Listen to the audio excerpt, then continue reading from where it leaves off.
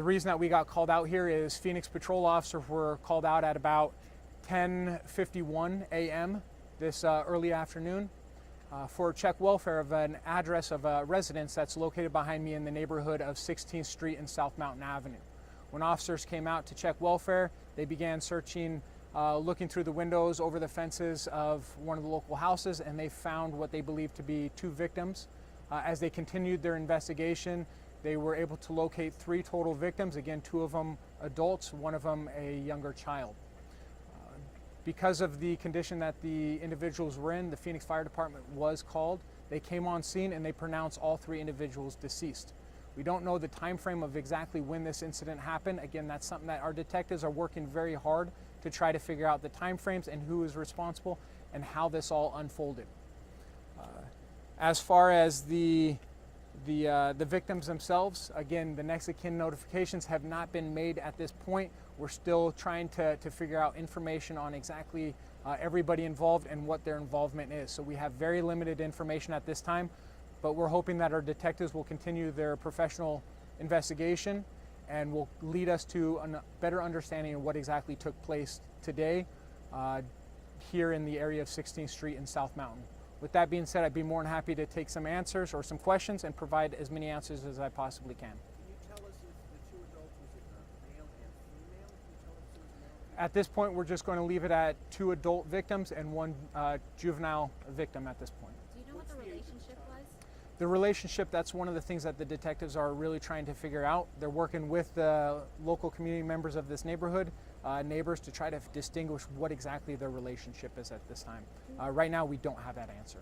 Can you say who made that initial welfare check, the call to make that welfare check? Right now, we're just leaving it as an anonymous person. Again, this is still a very beginning stages of the investigation. All the people involved, we're still waiting for detectives to speak with them individually and figure out what led them to put in that 911 check welfare call in the first place. Do you know if authorities have been to this house before?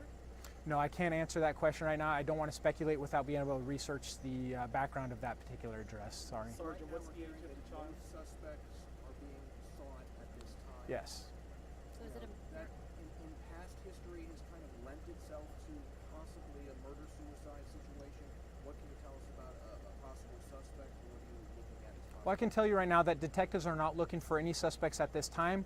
As far as the safety of the community, they can rest assured that we're not looking or actively looking for any suspects at this time. Again, because it's that initial investigation, I don't want to put out information that may change. So right now we're working a homicide investigation where there's 3 victims involved. And I heard the question over here for the child.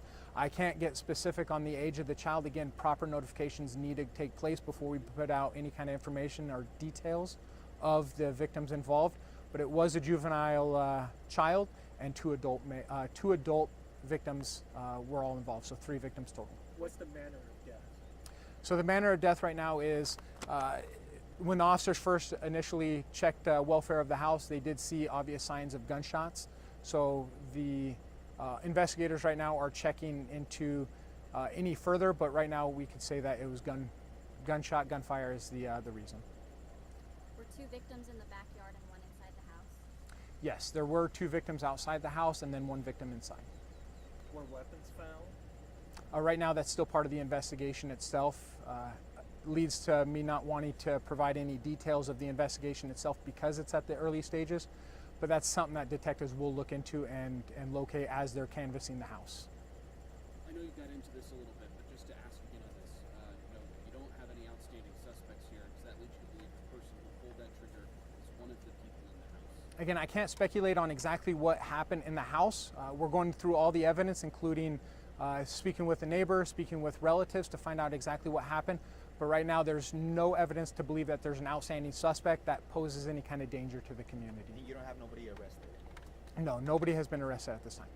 Can you elaborate for me, Sergeant, on the welfare check? Can somebody call today, say, hey, go check on my family, whether it's been 10 minutes of not seeing them or 3 days, 4 days? Because I want to get some context. Yeah. How long had whoever called in said, we hadn't seen him in a while, I'm just trying to get something? Well, I can't speculate on this specific case, but what I can tell you is check welfares are very common with calls that are being placed to 911 and to patrol officers.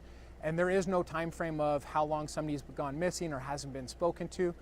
So what it is if somebody feels, or a family member or a friend feels that the safety of somebody else's life may be at risk, they can contact the police department and ask for that check welfare to take place at any time at any location. Was it a relative that called in? Sorry if I missed it. No, that's not information that we're providing at this time. Again, detectives are still looking into and still going to speak with all those people that are involved, to include those that called 911. I see a lot of cameras in the area. Do you have a lot of surveillance video you're going through right now? So we do have surveillance videos at the house itself. We're checking with neighbors to see if they have surveillance cameras that might be able to kind of lead detectives a better understanding again of what led up to the shooting itself, as well as try to find out exactly when the shooting took place. Whose home is it? Is it the woman's or the man's? That's still under investigation at this time as well. Detectives are going to go through speaking with the family members of the individuals that were involved, the victims, as well as looking through the paperwork involved in the house itself and trying to find out who the owner of the residence is. Do I have any other questions? Again, this is all preliminary information, still subject to change. There's really not a lot of information that we have right now. Detectives are combing through the house and trying to get a lot of those answers that you guys have, that we have, as well as the community has. So thank you again for coming. This is a very tragic situation, and as soon as we get more information, we're going to be putting it out in a media advisory with any kind of updates throughout today and throughout the rest of the week. All right.